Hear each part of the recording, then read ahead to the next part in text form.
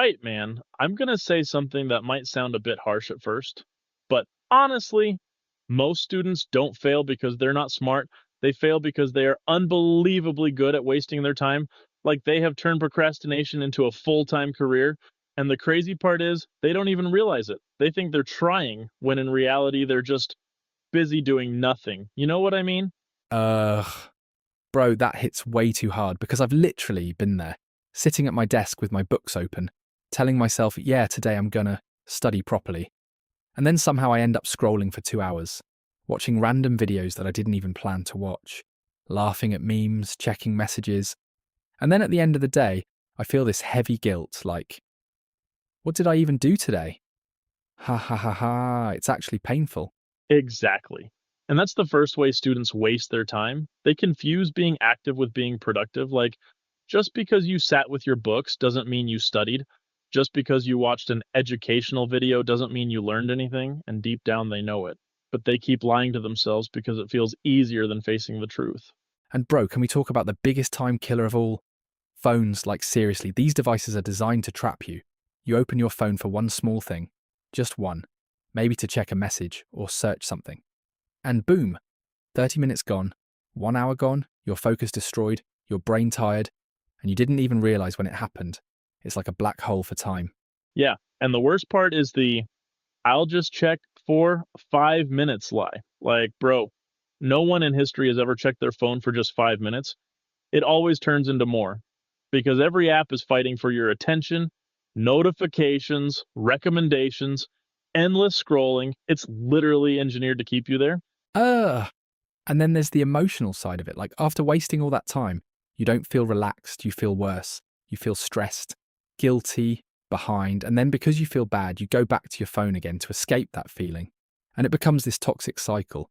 Waste time to feel bad to escape to waste more time. It's actually scary. That cycle right there is what keeps most students stuck. Not lack of intelligence, not lack of resources, just lack of control over their time. And if you can't control your time, you can't control your life. It's that simple. Another big one, bro. Overthinking instead of doing. Like students will sit there for hours thinking, how should I start? What's the best way to study?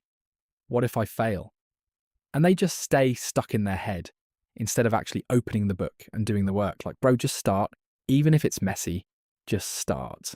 Yes, perfectionism disguised as procrastination. Ha ha ha ha. They say, I need the perfect environment. I need motivation. I need the right mood. But in reality, they're just delaying the work because starting is uncomfortable, and humans naturally avoid discomfort. And speaking of comfort, let's talk about another time waster. Staying in comfort zones like choosing the easy subjects, avoiding difficult topics, skipping the parts that require real effort. Because it feels hard, and then later they wonder why they're struggling in exams like, bro, you avoided the exact thing you needed to face. That's so true. Growth only happens in discomfort, but most students are addicted to comfort. They want success without struggle, results without effort, and that mindset alone wastes so much time because instead of progressing, they keep going in circles. Bro, another one that people don't talk about enough. Fake studying, like highlighting everything in the book, rewriting notes again and again, making things look pretty, instead of actually understanding the content. Ha ha ha, it looks productive, but it's not effective at all. Yeah, that's a big trap because it feels like you're doing something important, but in reality, you're just avoiding the harder task of actually thinking, solving, and testing yourself, which is what really makes you learn. And then there's group studying. Oh my god, ha ha ha. Sometimes it works, but most of the time it turns into chatting, joking, eating snacks, talking about random things, and maybe studying for like 10 minutes. Out of 3 hours, it's basically a social event, not a study session. Exactly. And students justify it by saying, at least I'm trying. But deep down, they know they could have done way more if they studied alone with focus. But again, comfort over discipline. Bro, let's not forget sleep schedule, like staying up late doing nothing useful, watching videos, scrolling, chatting, and then waking up tired, unable to focus, wasting the whole next day because your brain is not working properly. It's like you're losing 2 days instead of one. Sleep is so underrated. Like students sacrifice sleep thinking they're gaining more time, but they're actually losing productivity because a tired brain learns slower, forgets faster, and makes more mistakes, so you're just wasting effort. And you know what hurts the most? The regret, like when exams come closer, and you suddenly realize how much time you wasted, and you start saying, if only I started earlier, if only I used my time better. And that feeling, ugh, it's heavy. Yeah, that if only feeling is painful, but it's also a wake up call because it shows you that you had the opportunity, you just didn't use it. And the good news is, you still have time to change, but only if you're honest with yourself. Honesty is key, bro. Like, you have to admit, I am wasting my time. Not blame school, not blame teachers, not blame difficulty, just accept responsibility. Because once you do that, you gain power to change. And change doesn't mean becoming perfect overnight. It means small improvements like reducing phone usage, studying with focus for even 1 hour, starting before you feel ready, choosing discipline over comfort. Those small actions add up.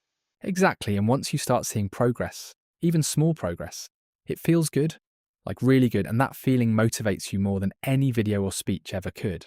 At the end of the day, time is your most valuable resource as a student. You can't get it back. Once it's gone, it's gone. And the difference between successful students and struggling ones is not talent. It's how they use their time. So true, bro. Like, imagine two students with the same intelligence. One uses their time wisely, the other wastes it. After a few months, the difference will be huge, and people will say, oh, he's smarter. But no, he just used his time better. And that's the message right there. Stop wasting time, not tomorrow, not next week, but today, because every small moment you use properly is a step closer to your goals, and every moment you waste is a step away. Yeah. And honestly, if you're listening to this right now and you feel a little uncomfortable, a little guilty, that's not a bad thing. That means you're aware. And awareness is the first step to change, so don't ignore it. Exactly. Don't run from it, face it, and start doing something about it, even if it's small, even if it's imperfect, just start. Because starting is what most people never do. Man, I wish someone told me all this earlier. Ha ha ha, would have saved me so much time and stress. Same here, bro, same here. But hey, better now than never, right? Yeah, better now than never.